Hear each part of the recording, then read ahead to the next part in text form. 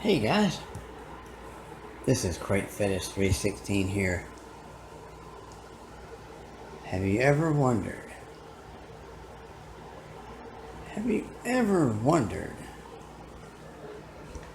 what the insides of this guitar, the Donner dst400, looks like on the inside? Well, funny you should ask that. Teaser to whoop up. Whoop. Okay, I'll quit clowning around. Okay, here we go, guys. As you can tell, this cutout here looks as if it might be good for a humbucker, maybe. But we can't see under here. Well, of course, you know the bridge section is cut out for a humbucker, and there's the humbucker right there. And we have a single coil middle and single coil neck, which are Alnico, and there's no ceramic bar on there. Now this guitar, I don't know if you can tell, I get right here. I don't know if you can tell, but this body is laminated. I'm guessing laminated plywood, I'm not sure, but it doesn't really matter. I mean, it sounds wonderful. I have a trash can strat. You might be able to, yeah, there you go. You can see a little bit of the layers there, right here as I zoom in, well, not really zoom, I'm getting the camera right up on it. You can tell the lamination layers in there. It's not a bad thing at all. There's the push-pull tone pot there. And this is the one that has the humbucker to where you can pull the pot out and you can cut the humbucker, and you end up with the back coil. I was thinking about repurposing this switch right here to go to this switch right here, your main selector switch. Now, this is all the stock electronics in this thing. It actually comes with a good switch. I mean, it doesn't have the printed circuit board switch in here. It's probably not your top of the line switch like the CRLs and the Oaks and all that stuff, but hey, it's good stuff. It works fine. Now the way this is set up, like all your grounds are over here. Most of your grounds are over here on the side of the switch. And then you got a few grounds going to your volume pot as well. But what I'm going to do is I'm not going to upset any of this wiring here. It looks really nice. It looks professionally done. I'm not going to, well, I did add this little zip tie right here to keep this white wire from being dangling around and stuff. Kind of tame it down a little bit. And what I'm going to do is it's going to be a spot right between the switch and this volume pot, right in there. I'll probably approach it from the outside of the pick guard. It's going to end up going to be right in there behind that cluster of wires right there. I'm just going to install a simple David Gilmour switch. So this won't be 21 tones. It'll probably be 18 because we're not going to be activating the front coil of the humbucker, which is fine. It's okay.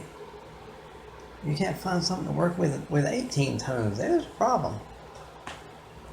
But 21 is still better. But anyway, it's all good. What I'm going to do is probably going to solder one side of the switch, one wire of the switch to the pot, the volume pot right there. The yellow wire is coming off that lug and it's going over here on the switch. Now the other wire is going to be connected. You can barely see it right there. The red wire, which leads to the neck pickup. You can tell there's a red wire right there. You trace it all the way back through the tunnel, through the wire tunnel. Oh, and it goes boop right there. All I gotta do is put the switch in, connect two wires, And I'm going to do a test. I'll just take the pick guard, flop it back over, and just hook an amp to it and do a tap test. And make sure that when I flip the switch to the front, it activates the neck pickup. When I pull the switch to the back, it cuts the neck pickup off.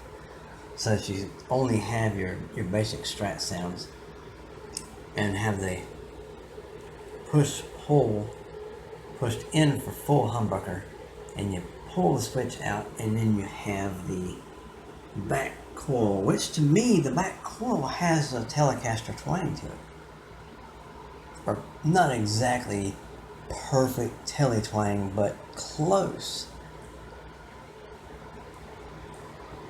In any event, with that David Gilmour switch, you have the option of having all three of these on at one time, or just the bridge and the neck. And then you got the push-pull on the tone pot that you can cut this humbucker in half, and you can have the back coil with either that pickup right there, or that pickup, or all three.